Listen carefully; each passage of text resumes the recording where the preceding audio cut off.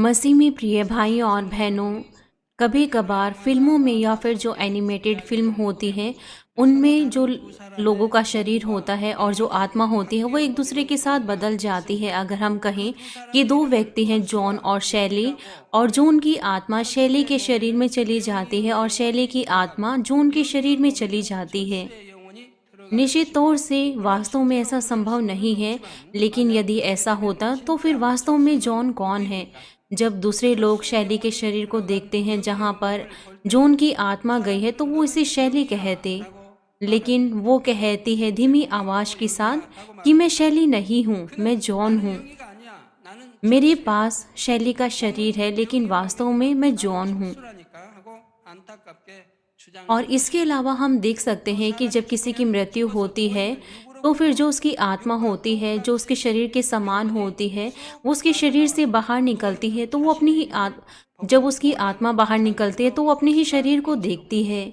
ये ऐसा दिखता है कि लोगों की कल्पनाओं से संभव है और ऐसा हो सकता है, यहाँ तक कि जो सांसारिक लोग होते हैं वो इस बात को जानते हैं कि हाँ, वास्तव में कहीं ना कहीं आत्मा, प्राण और देह कुछ हद तक है। जब संसार के लोग वो मरते हैं तो फिर उनकी आत्मा उनके शरीर से बाहर निकल जाती है और वो अपने ही शरीर को देखते हैं कि उनका शरीर लेटा हुआ है।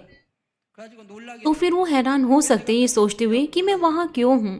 लेकिन आप इसके लिए आश्चर्यचकित नहीं होंगे, क्योंकि आपने पहले से इन चीज़ों के बारे में सीखा है कि आपकी जो आत्मा है वो बाहर निकल जाती है और केवल आपकी देह रह जाती है जो कि मृत शरीर है। वो उनके पास थोड़ा-सा ज्ञान होता है कि यहाँ तक कि ना केवल दिखने वाली देह है बल्कि ना दिखने वाली आत्मा भी है। लेकिन यहाँ तक कि वो इस तथ्य को माने तो भी वो साफ तौर से नहीं समझ सकते कि वास्तव में आत्मा, प्राण और देह क्या है, या फिर किस प्रकार से उनकी आत्मा, प्राण और देह वो बनाई गई है। विशेष तौर से इस चीज को पहचानना मुश्किल है कि आत्मा और प्राण में क्या अंतर है। वो केवल सोचते हैं कि आत्मा और प्राण वो एक ही चीज है या फिर वो एक समान है। मेरी सेमिनरी के समय में जो विद्यार्थी थे उन्होंने प्रोफेसर से पूछा कि किस प्रकार से हमारी आत्मा और प्राण वो एक दूसरे से अलग हैं, और मैंने देखा कि इस प्रश्न का कोई भी उत्तर नहीं दे पाया। कुछ लोगों ने कहा कि आत्मा आत्मा है, प्राण और प्राण प्राण जो है वो प्राण है, वो दोनों एक ही चीज़ है। उनमें से वो कहते थे कि ये दोनों एक ही चीज़ हैं, और दूसरे कहते थे कि वो इस बात के बारे में नहीं जानते। मैंने कभी भी किसी को नहीं देखा कि वो इस प्रश्न का उत्तर दे रहे हैं। लेकिन जो भी है, आत्मा और प्राण वो पूरी तरीके से एक दूसरे से अलग हैं और उनका एक अलग ही अर्थ है। क्योंकि किसी के लिए ये आसान नहीं है कि कोई इनके बारे में स्पष्ट तौर से बताए, इसीलिए लोग बिना इसके बारे में जाने वो ऐसे ही अपने जीवन को बिताते हैं। आपको इन चीज़ों के बारे में सही से समझना चाहिए और आपको समझना है कि किस प्रकार से आप पैदा हुए हैं, किस प्रकार से आपने अपने आपे को बनाया है। इन आत्मा, प्राण और देह के संदेशों के द्वारा किस प्रकार से आपने अपने आपे को बनाया है, और आपको समझना चाहिए जब आप इन संदेशों को सुनते हैं।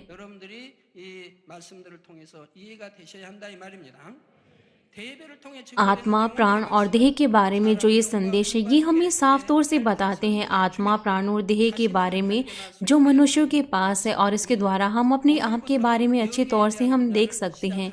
आज से हम आत्मा के पहलू से देखेंगे, लेकिन ये मैं इस संदेश को दोहरा नहीं रहा हूँ, लेकिन इसके आधार पर जो हमने आत्मा, प्राण और देह के पहले भाग में सीखा था उसके ही आधार पर हम और ज़्यादा गहराई से सीखेंगे। आत्मा, प्राण और देह के जो ये संदेश हैं ये 3 भागों में विभाजित हैं, और हर एक भाग में आत्मा, प्राण और देह के बारे में अलग अलग तरीके से बताया गया है।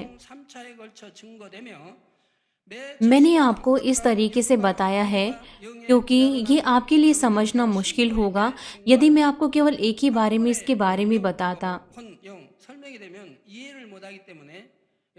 क्योंकि आप उन चीज़ों को जो पहली कक्षा में सीखने की होती हैं आप उसे पहली कक्षा में ही सीखते हैं, और जो दूसरी क्लास में सीखने का होता है आप उन्हें दूसरी क्लास में ही सीख सकते हैं। आप उन्हें नहीं समझ पाएंगे यदि आप छठी क्लास की चीज़ों को यदि आप पहली कक्षा में सीखने की कोशिश करेंगी।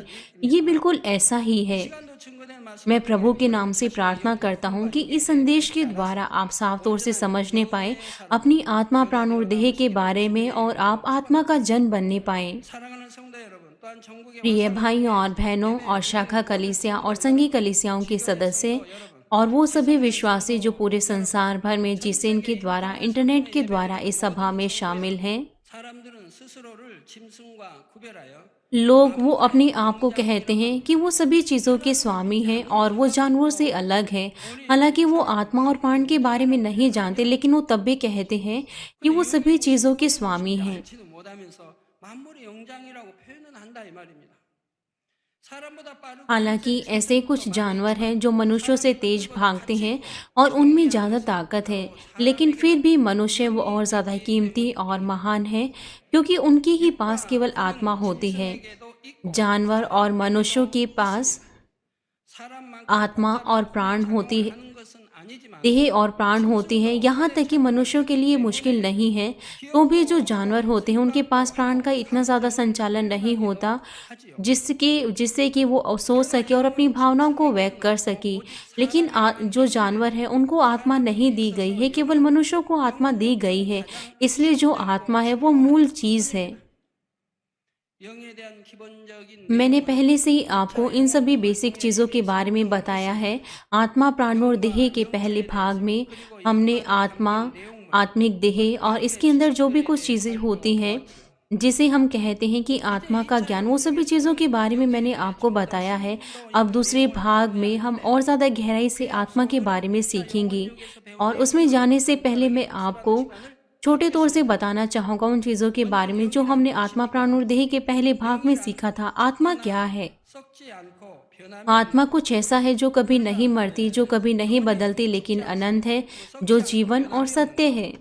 영원한 것, 생명이요 진리 자체를 말합니다.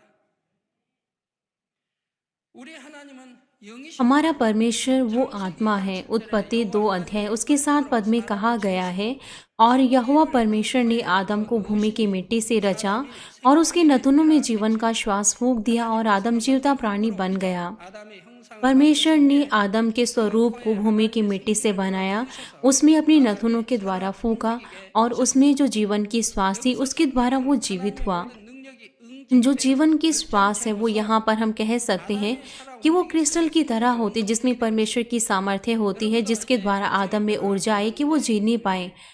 हम उन लोगों की गवाहियों में देख सकते हैं जो लोग गवाही देते हैं, यहाँ तक कि वो नए विश्वासी होते हैं, वो परमेश्वर को सही तौर से नहीं जानते, तो भी वो अपनी चंगाई की गवाही देते हैं। वो कहते हैं कि ज्योति मेरे अंदर आई और जहाँ पर मेरा बीमार अंग था वहाँ पर गई, या तो उन्होंने गर्म महसूस किया या फिर ठंडा महसूस किया और उसके बाद वो चंगी हो गए। लेकिन कुछ लोग कहते हैं कि उन्होंने किसी अलग प्रकार की गंध को सूंघा और वो चंगी हो गए। यहाँ तक कि वो नए विश्वासी हैं तो भी वो ज्योति को देखते हैं अपनी आत्मिक आंखों के द्वारा। 하나님 잠깐 열어주셔서 보게 परमेश्वर केवल कुछ समय के लिए उनकी आत्मिक आंखों को खोल देते हैं ताकि वो इन चीज़ों को देखने पाए। 또 보면 ये जो आत्मिक ज्योति है ये आपकी जो आंखों की बुरी दृष्टि है उसको भी ठीक कर सकती है और यहाँ तक कि अंधों की आंखें भी खोल सकती है। 또 이렇게 여러분야 यहाँ तक कि जो बहरे हैं उनके कानों को खोल सकती है।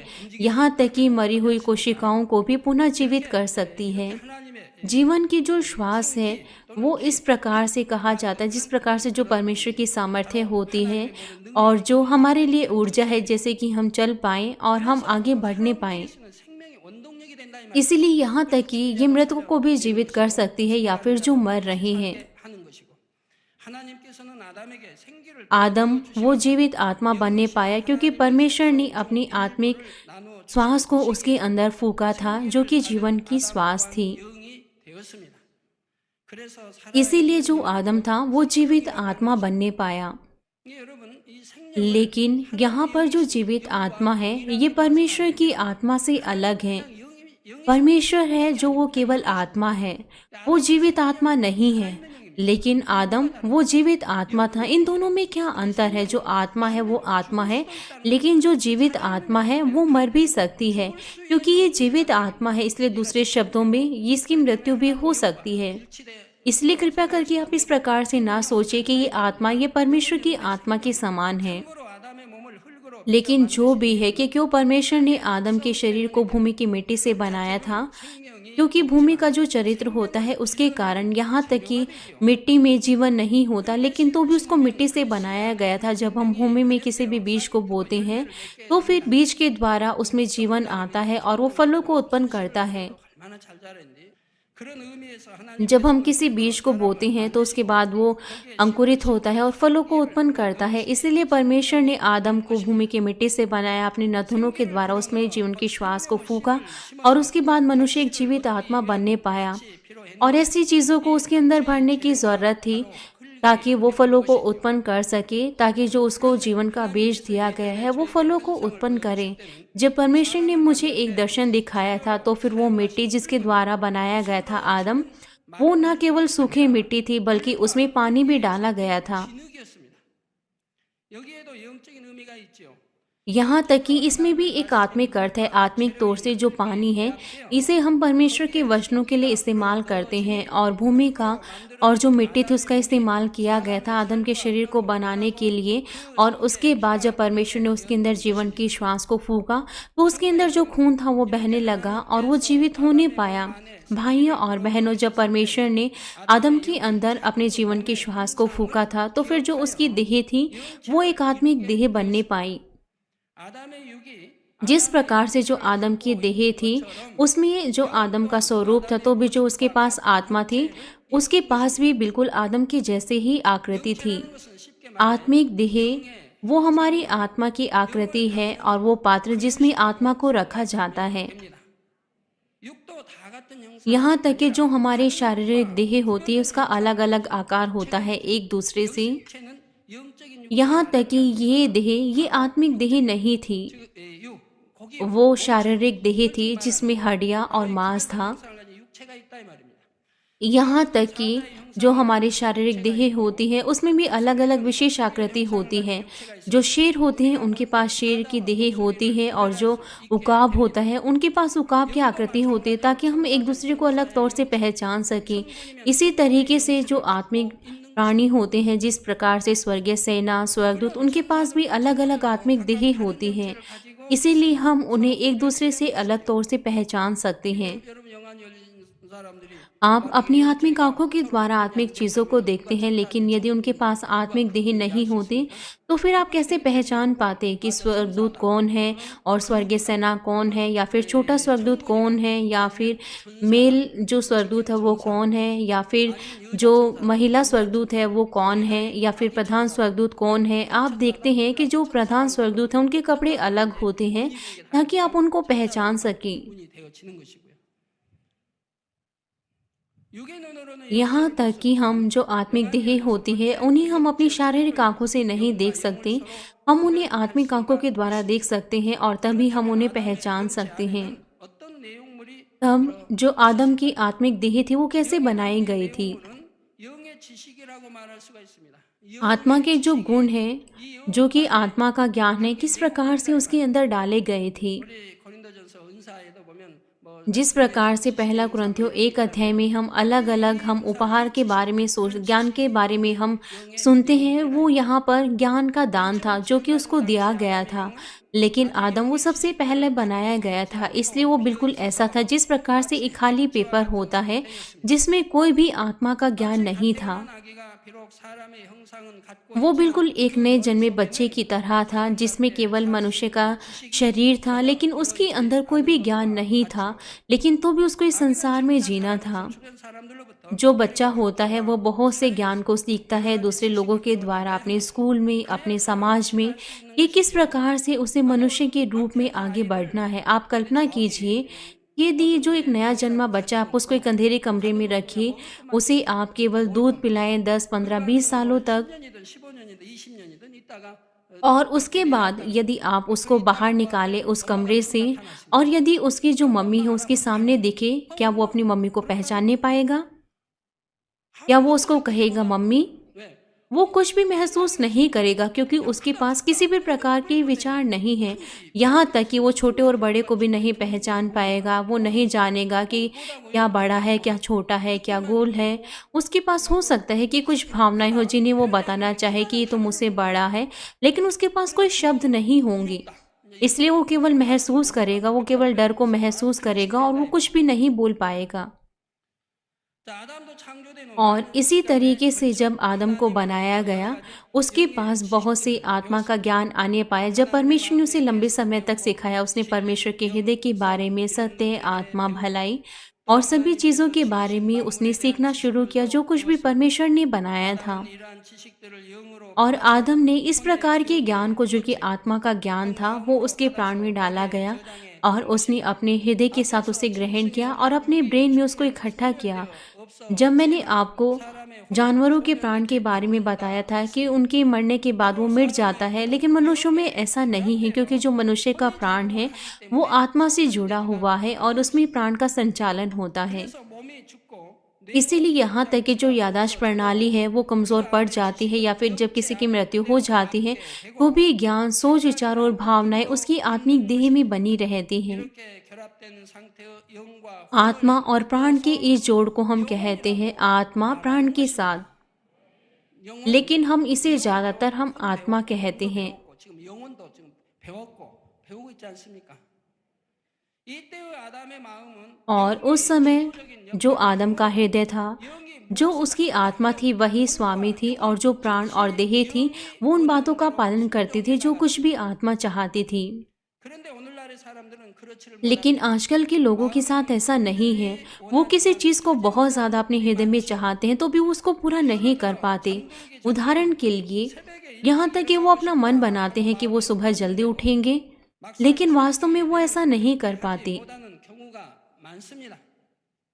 육이 वो 피곤해서 सुबह 원하는 जल्दी 시간에 उठ नहीं 깨어나지 पाते। वो 못했다고 सोचते हैं कि 그 मैं तो 시간에 थका हुआ 잠이 हूँ, 깨기는 या फिर 했는데 वो सोचते हैं, 힘을 वो 써보고 उठ 있다 जाते हैं हालांकि, 해서 लेकिन वो दोबारा से 나가기 वापस 싫다하거나 सो जाते हैं, क्योंकि जो 잠들어 उनकी 자고 देह है वो 싶다는 प्राण का 육체의 संचालन 작용이 करती है कि 일어나므로 मैं इस 육이 आरामदायक बेड से 혼의 नहीं उठना 순종을 चाहता, 위해서 या फिर मैं थोड़ा सा और 일어나지 सोना 않고 चाहता 다시 हूँ। 잠들어 버리는 것입니다. 요즘이야 이불 속에 यहाँ 따뜻한 तक कि 침대를 आजकल के दिनों 놓기는데 में तो जो 중간에 कमरे होते हैं 50년 वो 된 गर्म होते 집인데 हैं, लेकिन 이럴 때는 50वीं और 7वीं 식구가 शताब्दी में 뜯어놓고 वहाँ पर 건불로 कमरे वो 이렇게 अपने फूस के 그 द्वारा 이상으로 गर्म करते थे, 불때에서 लेकिन 불다가 अगली सुबह तक 안정적이어서 वो बिल्कुल दोबारा से 초록빛도 ठंडे 이제 हो जाती थी। 뜨겁죠. 그런데 밤 새면서 새벽에는 다 식어버립니다. 식어버리고 और 밤에는 इसके 또 अलावा 뜨거우니까 यहाँ तक कि जो कमरे में हवा होती थी वो इतनी ज़्यादा ठंडी होती थी कि यहाँ तक कि जो पानी है वो भी जम जाए। इसीलिए सुबह जब वो उठते थे तो उन्हें बाहर बहुत ज़्यादा ठंड लगती थी, और कम से कम उन्हें अपने ब्लैंकेट के अंदर थोड़ा गर्म लगता था, इसीलिए वो नहीं उठना चाहते 그래서 थे। 이불 속에 따뜻해서 나가기 싫다 यदि 하고 3, 4, 5 या 6 साल का जो बच्चा है, यदि वो इस तरीके से महसूस करे कि वो नहीं उठना चाहते, या फिर वो दोबारा सो जाते हैं 오줌을 싸게 되죠 이불에다. और वो दोबारा से अपने कंबल को ओढ़ लेते 소금 हैं। 받아오라고 시키지 않습니까?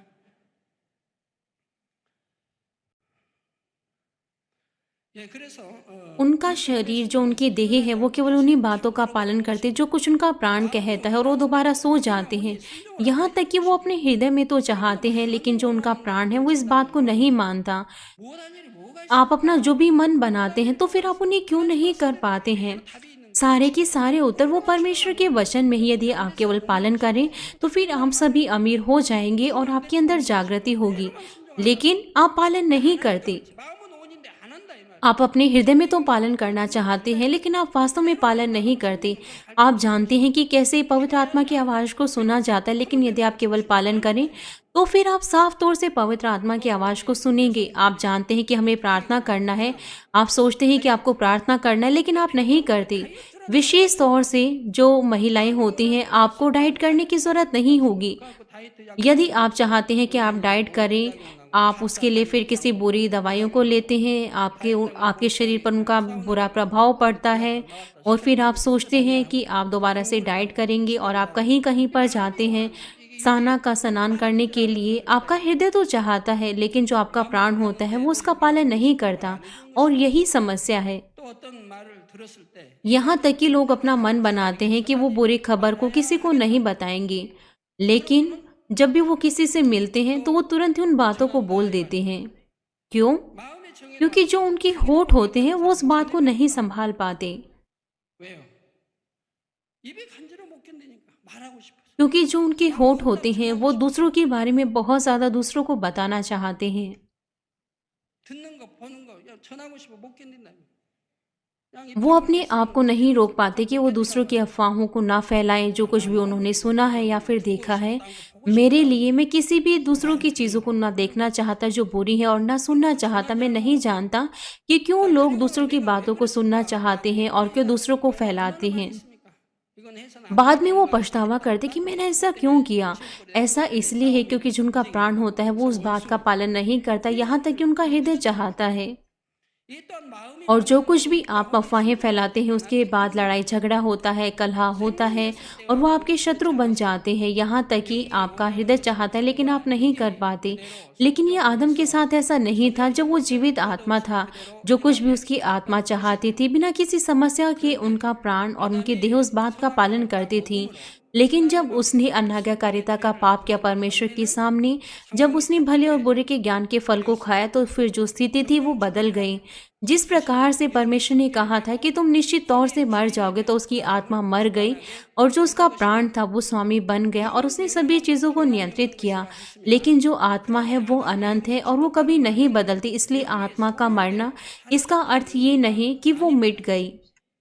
하나님과의 교통을 इसका अर्थ है कि जो परमेश्वर के साथ उसकी बातचीत थी वो खत्म हो गई और जो उसकी आत्मा की क्रियाएं थी वो रुक गई, जिस प्रकार से वो मर गई है। 하나님과 교통하던 것이 끊어지자 이제 जब परमेश्वर के साथ उसकी वार्तालाप बच गई तो फिर शैतान ने असत्य के ज्ञान को मनुष्य के प्राण के अंदर भरना शुरू किया। 그러자 하나님께서 공급해 주셨던 तब जो आत्मा के गुण थे जो कि परमेश्वर के द्वारा दिए गए थे वो धीरे धीरे करके मिटने लगे। और जिस तरीके से समय बीता गया तो फिर जो शरीर के गुण थे जो कि शैतान के द्वारा दिए गए थे वो उस खाली भाग में भरने लगे। उदाहरण के लिए परमेश्वर ने हमारे अंदर बोया था कि दूसरों की सेवा करें, नम्र बने, सत्य में बने रहें, सत्य के साथ आनंदित हों, इस तरीके से।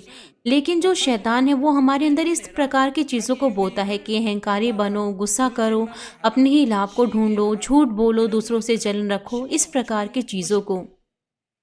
이게 하나님의 심어주는 ये ऐसे चीज़ें हैं जो परमेश्वर के ज्ञान से विपरीत हैं। 하나님을 대적에 가는 것이 इसीलिए जो दुशत्रु शैतान है वो परमेश्वर के विरोध में है। जिस प्रकार से समय बीतता गया तो जो आत्मा के गुण थे जो परमेश्वर के द्वारा बोए गए थे वो धीरे धीरे करके मिटने लगे और जो शरीर के गुण हैं जो शैतान के द्वारा दिए गए थे वो बढ़ने लगे। और जिस प्रकार से हृदय में सत्य मिटता गया तो जो असत्य था वो इस प्रकार से बढ़ता गया और आत्मा ने अपनी ताकत को खो दिया और अंत में उसने अपना कार्य करना बंद कर दिया। 거미가 먹이를 잡으면 जब कोई एक मकड़ी होती है, जब उनको अपना कोई शिकार मिलता है तो वो उसके चारों ओर अपना जाला बना देती है। यदि आप शरीर के कामों को करते हैं और बहुत से पाप करते हैं तो दुष्शत्रु शैतान वो इस प्रकार से आपके चारों ओर जंजीर को बांध देता है। वो आपसे पाप कराता है, आपके हाथों के द्वारा, पैरों के द्वारा। इस प्रकार के जो लोग हैं वो प्रार्थना नहीं कर पाते, हालांकि वो चाहते हैं, वो ज्योति में नहीं 이래서는 안 된다. चलना चाहते, यहाँ तक कि वो चलना चाहते हैं। वो शारीरिक चीज़ों को नहीं दूर पाते, यहाँ तक कि वो करना चाहते हैं। जब वो एक बार पाप करते हैं तो वो इस प्रकार से थोड़ा सा बन जाते हैं। लेकिन वो यदि अपनी इच्छा के द्वारा पाप करते रहें तो शैतान उनको इस प्रकार की जंजीरों के द्वारा टाइट बांध देता है 거미가 먹이를 잡으면 거미줄로 먹이 और अंत में वो फिर मृत्यु की ओर चले जाएंगे। जिस प्रकार से मकड़ी जब वो अपनी शिकार को पाती है तो उसके चारों ओर जाला बना देती है, इस प्रकार से असत्य और जो शरीर के गुण थे उन्होंने हमारी आत्मा को दुर्बल बना दिया और उसने कार्य करना बंद कर दिया। तब फिर जो आत्मा ने अपने कार्य पूरी तरीके से करना बंद कर दिया, जिस प्रकार से वो मृत हो गई है।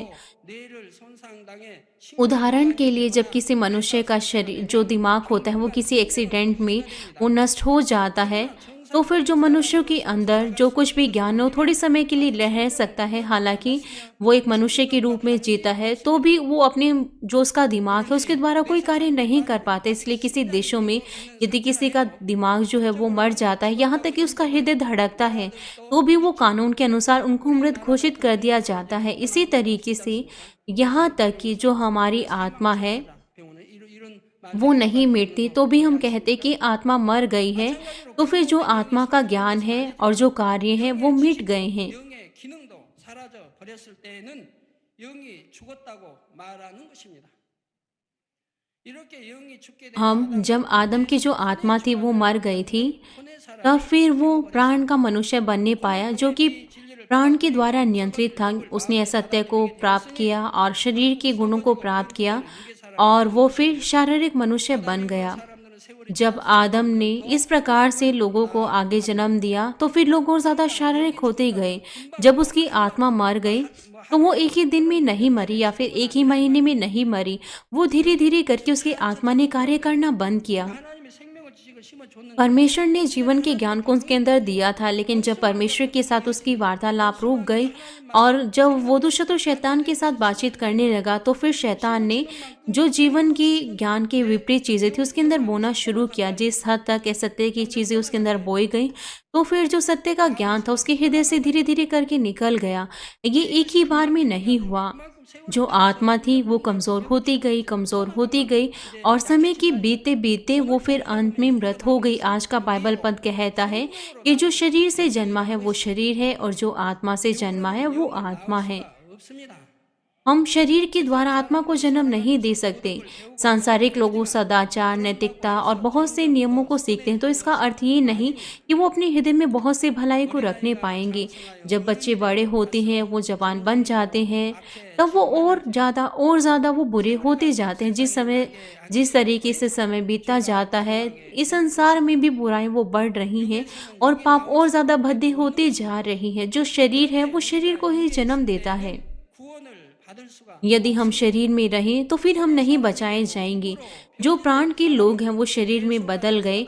जब वो पूरी तरीके से शैतान के नियंत्रण में थे, वो पापों को करते गए और अंत में फिर वो लोग नरक जाएंगे। 우리가 지옥에 हमारे लिए नरक में ना जाने के लिए हमें उद्धार को प्राप्त करना है और हमें स्वर्ग जाना है। सबसे पहले जो हमारी मरी हुई आत्मा है वो जागृत होनी चाहिए। तब किस प्रकार से हमारी आत्मा वो पुनः जीवित हो सकती है और हम उद्धार को प्राप्त कर सकते हैं। 있습니까? 어떻게 하면 영이 जो आत्मा का ज्ञान था जब वो मिट गया और आत्मा ने अपने कार्य करना बंद कर दिया और आत्मा मृत हो गई, अब हमें दोबारा से अपनी आत्मा के कार्यों को करना है और दोबारा से अपनी आप को आत्मा के ज्ञान के द्वारा भरना है। सबसे पहले ऐसा करने के लिए सबसे पहले हमें यीशु मसीह पर विश्वास करना है और उसे अपना व्यक्तिगत उद्धारकर्ता ग्रहण करना है। 그러기 위해서는 가장 먼저 예수 그리스도를 믿고 구세주로 영접해야 합니다. 요한복음 14장 जिस प्रकार से यूहन्ना 14:6 में कहा, यीशु ने कहा, मैं ही मार्ग, सच्चाई और जीवन हूँ, मेरे बिना कोई पिता के पास नहीं पहुँच सकता। 갈 수가 없다. 천국 यीशु ने हमें हमारे पापों से हमें बचाया है, क्रूस को उठाते हुए और अपना लहू बहाते हुए। 피 흘려 죽으심으로 우리의 죄를 대속해 주셨습니다. 우리가 예수 और जब हम यीशु मसीह को अपना उद्धारकर्ता ग्रहण करते हैं तो फिर पिता परमेश्वर हमारे हृदय में पवित्र आत्मा को भेजते हैं। जो पवित्र आत्मा है वो हमारी मरी हुई आत्मा को पुनः जीवित करती है ताकि वो दोबारा से कार्य करने पाए और सत्य का ज्ञान वो हमें देती है। 예수를 구세주 इसीलिए जब हम यीशु को अपना उद्धारकर्ता ग्रहण करते हैं तो फिर वो हमें पिता परमेश्वर पवित्र आत्मा का दान देते हैं। तो फिर कहाँ पर पिता परमेश्वर हमें आत्मा का दान देते हैं? हमारे सिर में, हमारे छाती में या फिर पेट में? 일단 말씀이 나오는데 배에다 주실까요? बाइबल हमें बताती है उसके हृदय में से जीवन के जल की नदियां बह निकलेंगी। इसीलिए क्या परमेश्वर ने हमारे पेट में पवित्र आत्मा को दिया है? परमेश्वर ने हमारे हृदय में पवित्र आत्मा को दिया है। पवित्र आत्मा वो हमारे हृदय में रहता है। तो फिर हमारा हृदय कहाँ पर है? 세상에서 말하는 가슴 क्या हमारा हृदय हमारी छाती में है? 아니죠. नहीं। जिस प्रकार से मैंने आपको पहले बताया था कि ये हमारी पूरी देह में है। परमेश्वर ने हमें पवित्र आत्मा को हमारे हृदय में दिया है, इसीलिए वो हमारे हृदय में रहता है। 죄와 의와 심판에 वो हमें महसूस कराता है पापों के बारे में, धार्मिकता और न्याय के बारे में।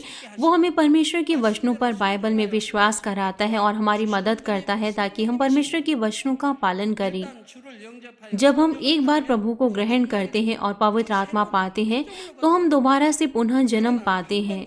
लेकिन दोबारा से जन्म पाना ये यहाँ पर ही ख़त्म नहीं होता, लेकिन लगातार हमें हमारा जो मसीह जीवन है उसमें हमें प्रगति करना है। यदि हम कहें कि यदि आप एक छोटे बच्चे की देखरेख करते हैं, यदि आप उसको दूध पिलाना रोक दें कुछ समय के बाद, तो क्या बच्चा बढ़ने पाएगा? 젖을 한두 번 물리고 यदि आप उस बच्चे को केवल कुछ समय के बाद आप उसकी देखरेख करना रोक दे, क्या वो बढ़ेगा? वो केवल मर जाएगा। 죽어버리게 됩니다. 우리도 한번 은혜 और हमारे लिए भी, यदि हम दोबारा से जब हम पुनः जन्म पाते हैं, हम रोक दें तो जो हमारी आत्मा है वो फिर दोबारा से नष्ट हो जाएगी। पवित्र आत्मा वो मिट जाएगी और वो मर जाएगी। 육에서 영으로 इसीलिए आपको लगातार अपने विश्वासी जीवन में बढ़ना है, आपकी आत्मा को बढ़ना है। इसलिए आपको शरीर से आत्मा का जन बनना है। आपको परमेश्वर के वचनों के द्वारा और पवित्र आत्मा की मदद के द्वारा बढ़ना है। जब आप पानी के द्वारा जन्म लेते हैं तो आपको अपनी आत्मा को नया जन्म देना है, और ये परमेश्वर के वचन है 이 말씀을 우리가 믿음으로 जो कि हमारे जीवन का पानी है। जब हम इस प्रकार से परमेश्वर के वचनों को सुनते हैं, अपने हृदय में रखते हैं, तो फिर जो असत्य, बुराई, अंधकार जो हमारे हृदय में दुष्ट शैतान के द्वारा बोया गया था वो निकल जाएगा। यदि आप प्रेम को अपने हृदय में आप प्रेम को भर देते हैं तो फिर जो नफरत है वो आपके हृदय से चली जाएगी, 잔뿌리도 같이 떠나죠. और इस नफरत के साथ जो छोटी छोटी चीज़ें जिस प्रकार से ईर्ष्या, जलन, वो भी एक साथ निकल जाएंगी। 판단, और इसके अलावा जिस प्रकार से दूसरों का न्याय करना, निंदा करना जो कि नफरत से संबंधित है, यदि आप नफरत को निकाल दें तो फिर जो दूसरी भावनाएं हैं वो उसके साथ निकल जाएंगी। 성령을 받아서 죽은 जब एक बार मरी हुई आत्मा दोबारा से पवित्र आत्मा को पाते हुए पुनः जीवित होती है तो हमें अपने आप को आत्मा के ज्ञान के द्वारा भरना है, और ये आत्मा के द्वारा, पवित्र आत्मा के द्वारा आत्मा को जन्म देना है। जब हम पवित्र आत्मा को पाने के बाद आत्मा को जन्म देते हैं तो हमारा हृदय सत्य के द्वारा भरता है और सत्य के ज्ञान के द्वारा, और उसी समय जो हमारे अंदर असत्य है वो निकलता जाता है। 범죄 이후 사람 और ये बिल्कुल उसी के विपरीत है जब लोग पापों के द्वारा वो 그러니까 ग्रसित हुए। जब आदम ने पाप किया, यदि हम कहें कि एक चावल का थैला है, 여러분 뭐 쌀 यदि आप उसमें से एक चम्मच चावल निकाल लें तो वो कम हो जाएगा, और अंत में जब आप निकालते जाएंगे तो फिर अंत में वो केवल खाली थैला बच जाएगा। अब आपको क्या करना है? 다시 대로 दोबारा से उसे भरने के लिए 집어넣는 만큼 채워질 거 아닙니까? आप उसमें चावल को दोबारा से डाल सकते हैं। और ये हमारे साथ भी ऐसा ही है। जब आपकी आत्मा मर गई थी तो फिर आप अपने आप को आत्मा, प्राण और देह के द्वारा, इस संदेशों के द्वारा ढूंढते हैं कि कैसे आपकी आत्मा मरी। अब आप अपने आप को दोबारा से परमेश्वर के वचनों के द्वारा और प्रभु के लहू के द्वारा विश्वास के साथ भर दें, पवित्र आत्मा की मदद को प्राप्त करते हुए। 하나님 은혜와 능력과 आप अपने आप को दोबारा से अनुग्रह और परमेश्वर की ताकत के द्वारा और पवित्र आत्मा की मदद के द्वारा भर दें, क्योंकि आप अपनी ही कोशिश के द्वारा इसे नहीं कर सकते। इसलिए आपको पवित्र आत्मा की भरपूरी को प्रार्थनाओं के द्वारा प्राप्त करना है। वो आपको ताकत देगा कि आप इस सत्य को दूर करें और सत्य के द्वारा अपने आप को भर दें। 얼만큼 채워졌냐에 따라서 इसके अनुसार कि आप अपने आप को कितना सत्य के द्वारा भरते हैं, उसी के अनुसार पहले, दूसरे, तीसरे विश्वास के स्तर पर जा सकते हैं, इस सत्य को दूर कर सकते हैं, और आप आत्मा के द्वारा अपने हृदय को भर सकते हैं, और तब आप आत्मा का जन बन सकते हैं। यदि आप आत्मा का जन बन जाएंगे तो आप परमेश्वर के साथ साफ तौर से बातचीत करने पाएंगे। 육체를 죄짓지 않습니다.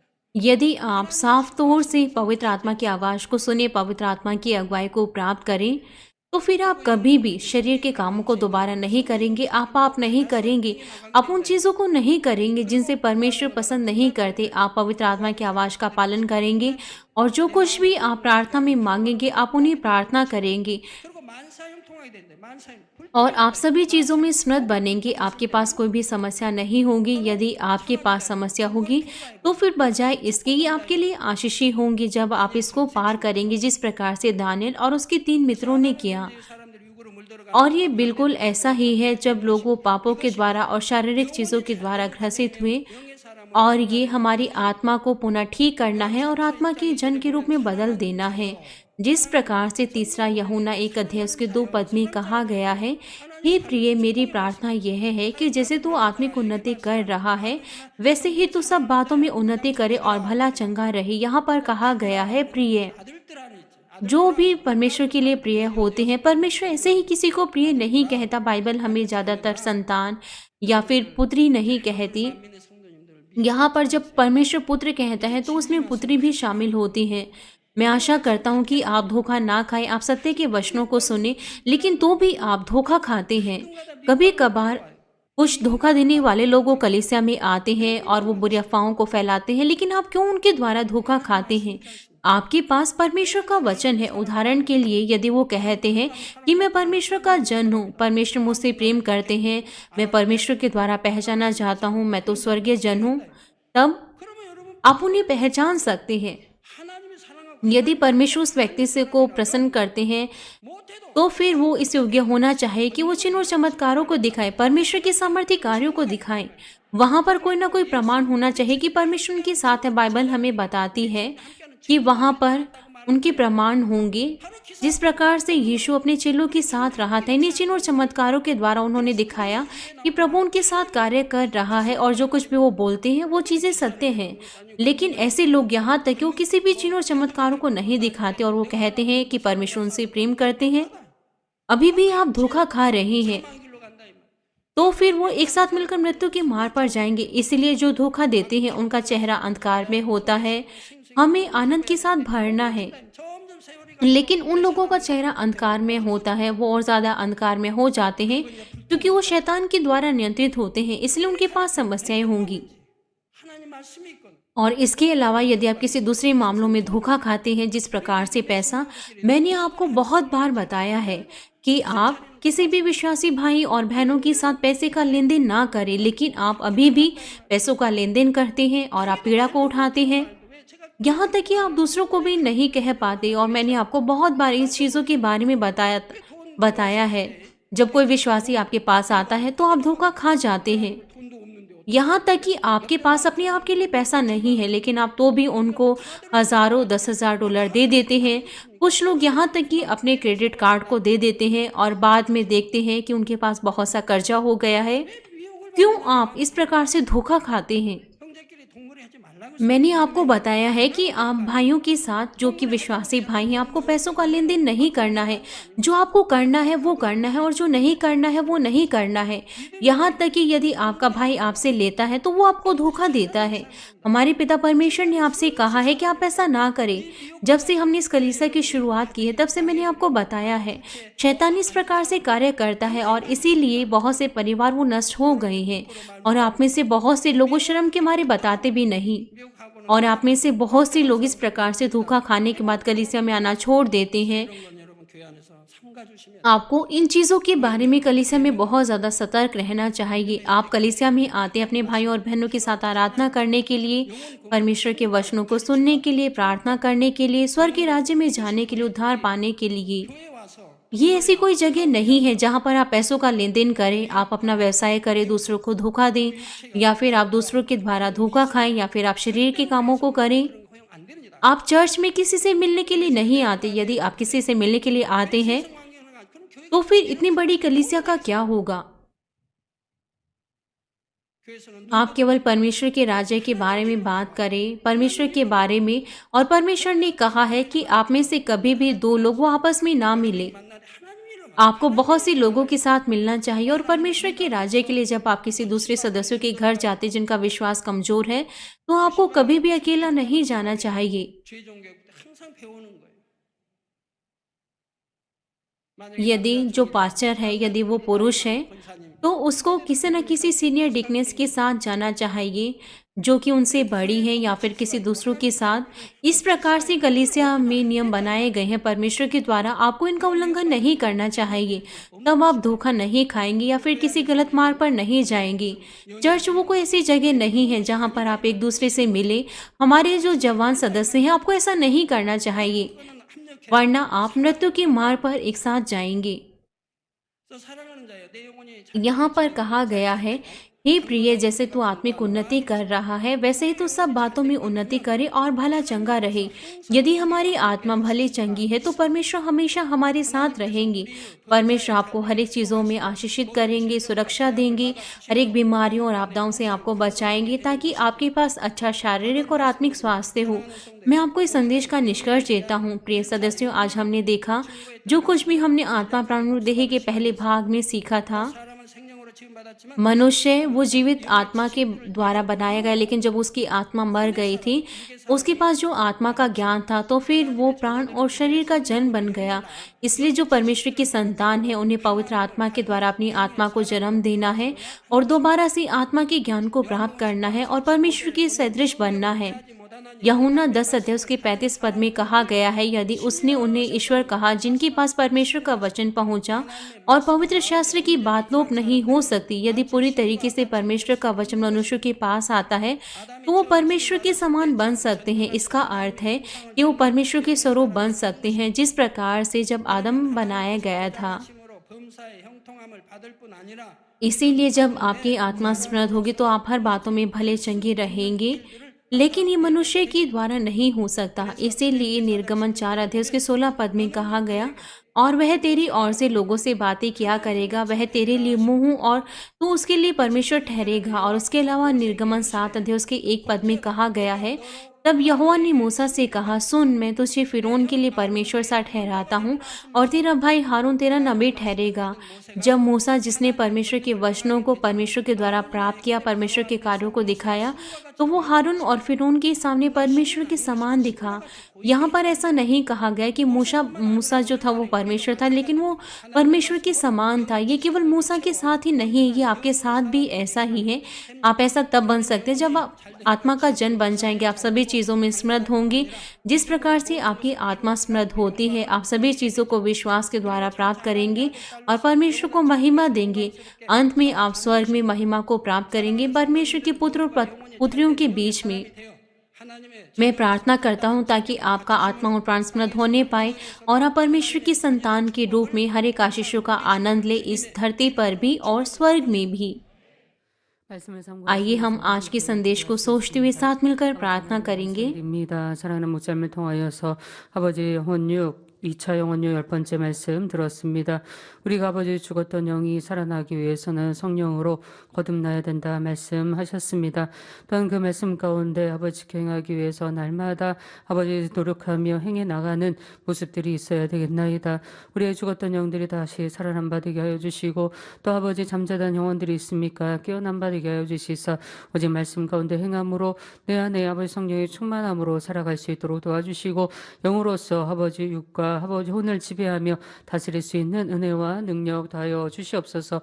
감사하오며 우리 주 예수 그리스도의 이름으로 धन्यवाद पिता, प्रभु यीशु मसीह के नाम से मैं प्रार्थना करती हूँ, आमीन। हम ये समय होगा सीनियर पास्टर की प्रार्थना को ग्रहण करने का। यदि आप बीमार हैं तो आप अपने बीमार अंगों पर अपना हाथ रखें। यदि आप बीमार नहीं हैं तो अपनी हृदय की इच्छा को प्राप्त करने के लिए आप इस प्रार्थना को विश्वास के साथ ग्रहण करें। हालेलुया। सर्वशक्तिमान हमारे प्रेमी पिता परमेश्वर, कृपया अपना हाथ सभी विश्वासियों पर रखें जो इस वक्त इस प्रार्थना को ग्रहण कर रहे हैं। समय और दूरी को मिटाते हुए अपना हाथ उन पर रखें जो इस वक्त इन प्रार्थनाओं को जीसेन के द्वारा, इंटरनेट के द्वारा, शाखा कलीसिया और संघीय कलीसियाओं में और परमेश्वर की संतान संसार भर में ग्रहण कर रहे हैं। हृदय से विश्वास करने के योग्य उन्हें विश्वास दीजिए और नकारात्मक विचार और शक दूर कीजिए। तमाम क्लेश और आजमाइशें दूर कीजिए। सिर से लेकर पैर तक सभी अंदरूनी अंग, कोशिकाएं, ऊतक और तंत्रिकाएं और जो भी बीमार अंग हैं उन्हें पवित्र आत्मा की आग के द्वारा झुलसा दीजिए और मूल ज्योति के द्वारा। यीशु मसीह के नाम से मैं आज्ञा देता हूँ, शत्रु, दुष्ट, शैतान, तमाम बीमारियां, रोगाणु, विषाणु और निर्बलताएं दूर हो, ज्योति आ जाए। कृपया उनके तमाम असाध्य और अंधकारी रोग पवित्र आत्मा की आग के द्वारा जला दीजिए। सभी प्रकार की महामारियां, मलेरिया सहित दूर कीजिए। सभी संक्रामक रोग जैसे कि जुकाम और बुखार दूर हो। सभी प्रकार के रोगाणु और विषाणु से उन्हें सुरक्षा दीजिए। पेट, फेफड़े, जिगर, छाती, यूटेराइन और आंतों के कैंसर से उन्हें चंगा कीजिए। एड्स, लुकेमिया, दिमागी रक्तघात, उच्च और धीमा रक्तचाप, मधुमेह, थायराइड की समस्या, हृदय, फेफड़े, स्त्री रोग और सभी प्रकार की सूजन और जलन दूर हो। पोलियो, लकवा, गठिया और हर्निया से उन्हें चंगा कीजिए।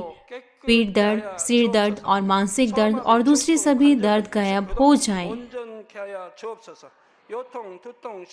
मिर्गी, स्वलीनता, उदासी, तंत्रिका रोग और दूसरी मानसिक बीमारियां दूर हो। सभी प्रकार के लकवे खुल जाएं। उठें, चलें और कूदें। आंखें सामान्य देखने लगे, कान सामान्य सुनने लगे और गूंगे बोलने लगे। सभी प्रकार के दुर्घटना के दुष्प्रभाव से उन्हें चंगा करें। उनकी टूटी हड्डियां जोड़ दीजिए। उन्हें जलन से ठीक कीजिए। जलन और दहन संवेदना उनसे दूर हो। पिता, कोई दाग वहां ना रह जाए। सभी प्रकार की नशे की लत से, जहर पदार्थ के इस्तेमाल से साफ हो जाओ। 마약을 비롯하여 각종 약물과 독극물 중독도 मृतक कोशिकाओं और तंत्रिकाओं को फिर से जला दीजिए। मृतकों को जला दीजिए। उन्हें गर्भ धारण की आशीष दीजिए। आप गर्भ धारण की आशीष प्राप्त करने पाए। यीशु मसीह के नाम से मैं आज्ञा देता हूँ, शत्रु, दुष्ट, शैतान, हवाओं के सामर्थ्य के शासक, अंधकार की बुराई की सेनाएं और उनकी दास दूर हो। बुरी, अशुद्ध, झूठी और धोखे की अलग करने वाली आत्माएं और तमाम अंधकार के बल दूर हो। दुष्टता के बंधन खुल जाए, अंधकार दूर हो, ज्योति आ जाए। पिता परमेश्वर, उन्हें ताकत दीजिए कि वो प्रार्थनाओं में पुकारें। पापों को दूर करने की उन्हें ताकत दीजिए और वो पवित्र हो जाएं। जब उनका प्राण समृद्ध होता है, सब बातों में वो भले चंगे रहे और उनके परिवारों में भी सुसमाचार का प्रचार हो। उन्हें सुरक्षा दीजिए सभी दुर्घटना और विपत्तियों से पूरे सप्ताह भर, और आशीष दीजिए कि वो एक समृद्ध जीवन बिना किसी समस्या के जीने पाए। पवित्र आत्मा की अग्नि में बाड़े में स्वर्गीय सेना, स्वर्गदूत और अपनी धधकती आंखों के द्वारा अपने सभी बच्चों को, उनके घर और कार्यशाला और व्यापारों को सुरक्षा दीजिए। विद्यार्थियों को बुद्धि और समझ दीजिए। जोश और जुनून मेहनत से पढ़ाई करने के लिए उन्हें दीजिए। कृपया उनके हृदय और मनों को सांसारिक चीजों से बचाएं और वो परमेश्वर को और भी अधिक जोश के साथ प्रेम करने पाए। चाहे आपके बच्चे खाएं, पिएं या जो कुछ भी करें, इन सब बातों में वो अपना जीवन पिता परमेश्वर आपको महिमा देते हुए जीने पाए। वो जीवित परमेश्वर की गवाही यह कहकर देने पाए कि मैं परमेश्वर से मिला हूँ, मैंने परमेश्वर का अनुभव किया है, उससे उत्तर और आशीषें प्राप्त की हैं। पिता परमेश्वर, आपका धन्यवाद। सारी महिमा केवल आपको मिले। हमारे प्रभु यीशु मसीह के नाम से मैं प्रार्थना करता हूँ, आमीन। हम एक साथ मिल